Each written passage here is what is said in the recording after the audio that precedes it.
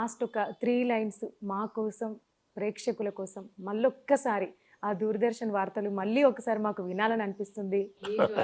Just ఒక 3 lines మా కోసం సార్. స్క్రిప్ట్ ఇవ్వమంటారా? చెప్పేస్తారా? అంటే ఏ వార్తలు చెప్పాలి?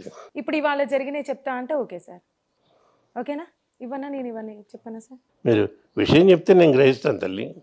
చెప్పండి. అంటే ఇప్పుడు ఇవాళ టీడీపీ జనసేనది జాబితా అది ఉంది కదా సార్, అదైనా పర్వాలేదు. అది కాక ఉన్నాయి సార్.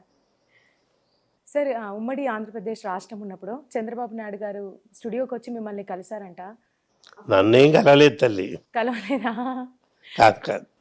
అక్కడ ఏంటంటే ఒక ప్రచార మాధ్యమాన్ని జనానికి ఉపయోగపడే విధంగా ఎలాగ వాడుకోవచ్చు అన్నది అదొక ఉదాహరణ. ఏంటంటే గతంలో కూడా జరిగింది. ఈయన చాలా పటిష్టంగా చేశారు. ఆయన ముఖ్యమంత్రిగా ఉన్నప్పుడు 6 సంవత్సరాల పాటు ప్రజలతో ముఖ్యమంత్రి అని పేరు పెట్టి ప్రతి సోమవారం సాయంత్రం స్టూడియోకి వచ్చేవారు. లైవ్ ఫోన్లో ప్రేక్షకులు తమ కష్టాలని ఆయనకు చెప్పుకోవచ్చు. అంటే ఈ సబ్జెక్ట్ మీద చెప్పండి అని ముందు అనౌన్స్ చేసేవాళ్ళు. నేను మధ్యలో సంధానకర్తగా ఉండేవాడిని.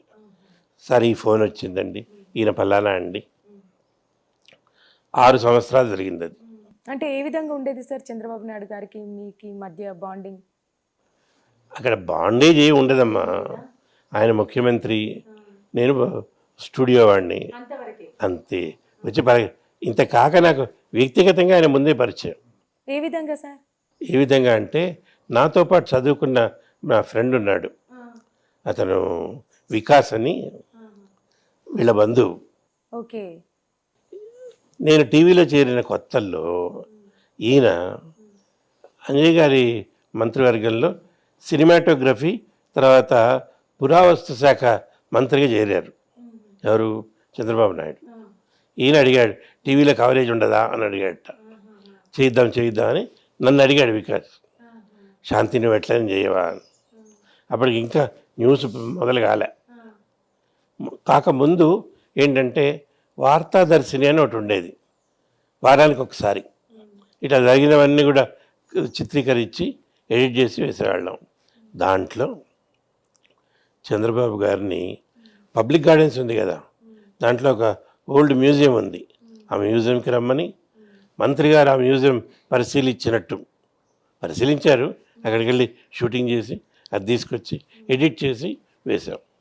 అప్పుడు కలిసి థ్యాంక్ యూ బ్రదర్ కలిసి భోంచేసాం ఆ రోజు. ఇది ఎప్పుడు ఒక 30 ఏళ్ల క్రితం. మళ్ళీ మధ్యలో కలవలేదా సార్? ఇంకా తర్వాత ముఖ్యమంత్రి అయినాడు ఆయన. అప్పుడు ఇట్లా కలిసాం. ఈయన ప్రతి సోమవారం వచ్చేవారు స్టూడియోకి వచ్చి కూర్చొని లైవ్ కదా. మొదట్లోనే అన్నాడు, నేను లైవ్ హ్యాండిల్ చేస్తాను, ఎక్కడైనా వస్తే నువ్వు హెల్ప్ చేయాలి అన్నాడు.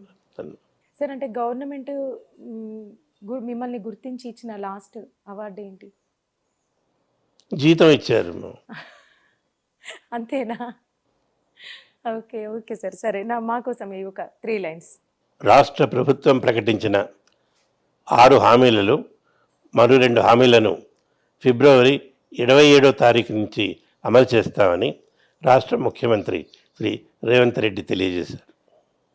మహిళలకు 500 రూపాయలకే గ్యాస్ కనెక్షన్ సిలిండర్ ఇవ్వటమని, అలాగే మహిళలకు అవసరమైన ఉపాధి పెంచి విద్యుత్తును 200 యూనిట్లు ఉచితంగా అందజేస్తామని ముఖ్యమంత్రి తెలియజేశారు.